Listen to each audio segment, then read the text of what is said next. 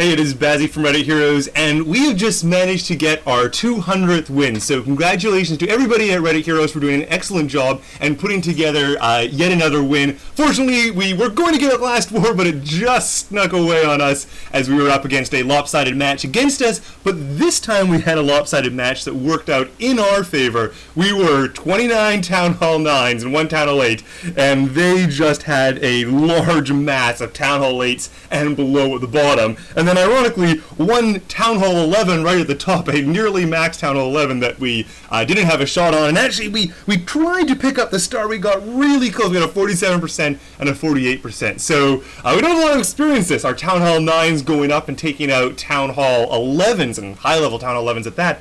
But that's something we're going to have to work on. Nonetheless, we had a lot of excellent attacks, so I'm going to do a couple different MVPs for this one. And first up, we have Big Daddy taking on number 2, so their top Town Hall 9, and he does it with a double jump govahos, which is kind of exciting. It had been scouted, so we know on the far right-hand side that we do have this troll Tesla there, so it's a single one-for-one trade with the loom, which is always just really nice when they do it. It can screw up your first rate, but for a cleanup attack, it's really nice. Drops the golem on the top and a couple wizards just to create just a little bit of a funnel here. And we can speed it up. And in come the Valkyries, the King, and the Queen. Unfortunately, the King walks, but it turns out not to really be much of a return. He almost turns back in, but then returns. So the King is going to walk. It's going to work out fine. First jumps goes on the main kill squad with all of the Valkyries. We've got a heal spell to keep everything alive. We've got the Queen sort of in behind doing work. The second jump goes down in this middle, and that allows these Valks to just continue. They take out the Queen really easily. Of course, they target there. And they almost went and took out that little Tesla farm. Unfortunately, they've ended up walking away, and they're going through some double giant bombs, and there's sort of now the golems in the Tesla farm and kind of tanking. And the kind of ironic part is that everything about this base is being just decimated. The hogs are in all the way around, except the Tesla farm is up. And usually that can be a big problem because the Tesla farm is up right at the very end, and you don't have any heals. Of course, we used 2 jumps, so we don't have a lot of spells. It can cause a problem, but he managed to sneak through. He's got so many hogs from the rest of the base, and even honestly, if his hogs hadn't made it through, it would just be a question of waiting until his Queen got in the area, and he could have hit that ability, and it would have been a 3-star either way. So an excellent job to Big Daddy. Okay, so then we missed a couple. We wouldn't have gotten a perfect war even on the Town Hall 9s, but that's okay, that happens sometimes. And next up we have Luke, which is our number 4 on their number 5, and it's kind of a modified, the Taylor base here, this sort of structure where you've got these 4 outside pockets. So I think it's someone taking the standard internet base of the Taylor, and they've kind of tweaked it a little bit, but nonetheless, it is a perfect base to set up for a queenwalk. So the queenwalk is coming down on the top right-hand side, and you can see it's going to be safe from the air defenses the entire way down going off to 9 o'clock. So Luke's queen is going to be able to walk the whole way there, and then it's just a question of dropping some Valks into the middle, and they're going to be able to take everything off. So he drops a single hog. That's going to pull the lure, and it's kind of nice. He does his poison runway, but there's only the 1 defense shooting on this. There's only the 1 archer tower. So it's just a question of popping the ability. These days with the Valks and with the baby dragon, you basically have to burn the ability on them almost always, but that's okay. He's not going to need the ability later on in the raid, so it's perfectly fine to do that. Then on the right-hand side, we're starting to drop our golem. We're going to drop a bunch of wizards to create a funnel. We get the wall breakers to let the king in, and the Valks are going to all pour in on the outside as well. So there they go. And yep, they all are going to target in. So actually, none of them are going to reroute to the outside, except for after they get the inside, then the golem goes and the king goes and some Valks goes. But it's going to be okay. The jump takes the Valks into the center, and so they're going to do all of that clearing up. Now, watch what happens. There's a Tesla farm here. He heals it, but unfortunately, the Valkyries don't survive this because the town hall is so tanky and there's the king there. They don't manage to take out the Tesla farm. The second time in a row, we've got a base where they don't manage to take out the Tesla farm, but it doesn't matter because we still have a whole second wave of Valks. That group of Valks that initially peeled out, now they're back, and as soon as they're in the heal, they're going to immediately take out the Tesla farm.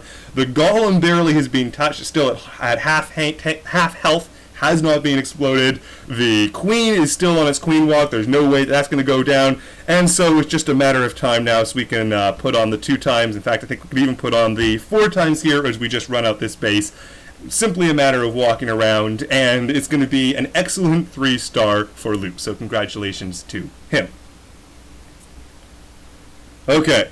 Next up, we had just a ton of really good attacks here. I wanted to include them all. We have our J-Star, which is a relatively new member of the clan, has not been featured before. He is our number 17, and he is taking on their number 6, and he does it perfectly with these queen-walking vahos. I think people know. I think they've caught on. I think they realize that if you're going to do the queen-walking vaho, and you get a 3-star, I like them so much, I'm going to probably put them in the video. So, nonetheless, he does that, and I think he does an excellent job for somebody who is only a level 11 king, and he's attacking this base, which is max defense except for the Expos. The Expos are only level 2, and of course the heroes and the walls aren't there.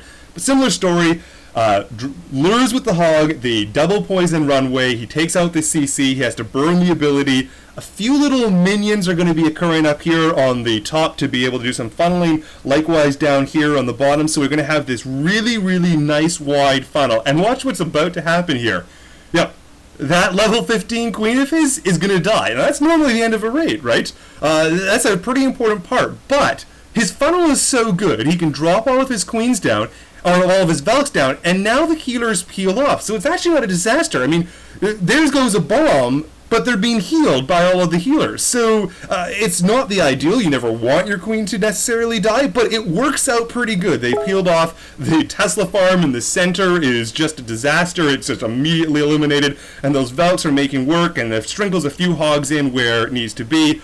King took a little while beating through a wall, but it gets in on the top, and I really like the heal spell that he just put down. It's a heal that heals the incoming hogs as well as the Valks that came from the center. And anytime you have that synergy where the hogs and the Valks are being healed by the same thing, and it's going to come right here, another heal is coming down, that's going to heal up a bunch of hogs, and it's going to heal up a bunch of Valkyries. So that's one of the key ways that these queen-walking vahos strategies are going to be able to work. You can make your funnel, and if you're going to get your spells right, you don't necessarily need to have the queen alive, although of course it's nice when she managed to be. So again, a kind of an overkill. There's a ton of Valks, there's a king who's just alive, there's a bunch of hogs, there's some minions, and it's going to be an excellent 3-star for J-Star. So good job to him.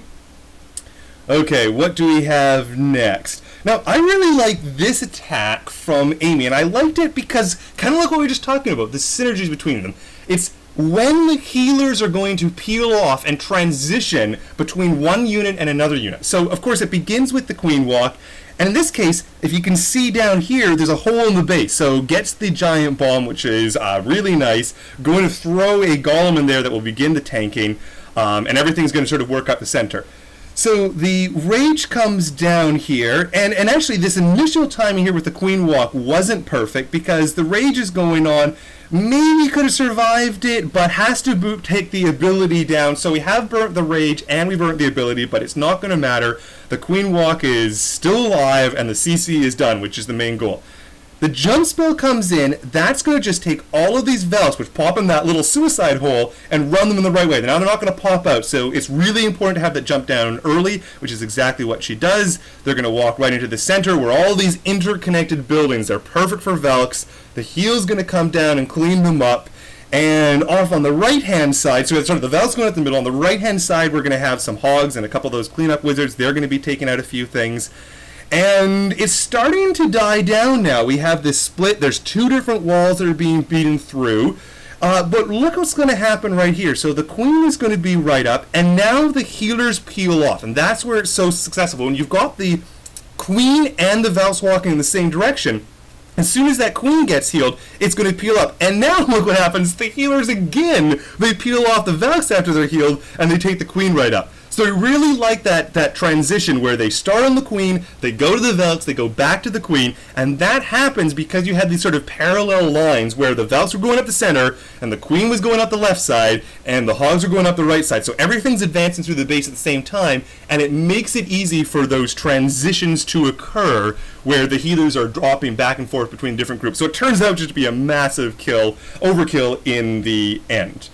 So excellent job there. And I wanted to show two more here. Okay. First, we've got people to pieces. I always like air attacks. I'm just a fan of air attacks at Panel 9.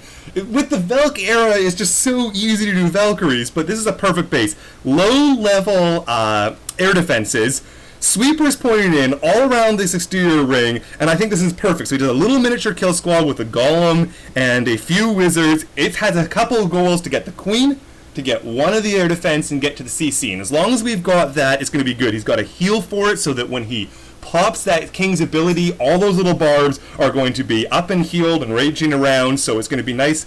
In comes the CC. There goes the heal, which is going to keep all those barbs while they're taking all that aggro. The queen is going to pick everything off and takes a nice wide thing. And honestly, if anything else that he gets beyond the CC and the queen and the air defense here is just bonus. Now we're taking in the one hound and a single group with a rage. That's going to take one air defense. He does it 3 times. A second hound, another little group of balloons, and a rage. And the third hound and a third group of hounds and a rage. So each of the 3 ones in the symmetrical base is taken out in almost the same way. And then the question, whether this raid is going to be a success or not, is just, can you pull all of these loons with enough synergy between them so that they broadly manage to get to the center of the base, take out the Tesla farm, and I think there's one air targeting expo in the center there, and it's perfectly fine. He's got a whole extra lava hound, which is up in the middle there. He's got a whole nice big ton of loons, so it works out that it was a nice and easy kill, and just a question of sweeping around the base now to pick up the 3-star. So a good job to people to pieces. One of these perfect exploitable bases. You may as well do an air attack.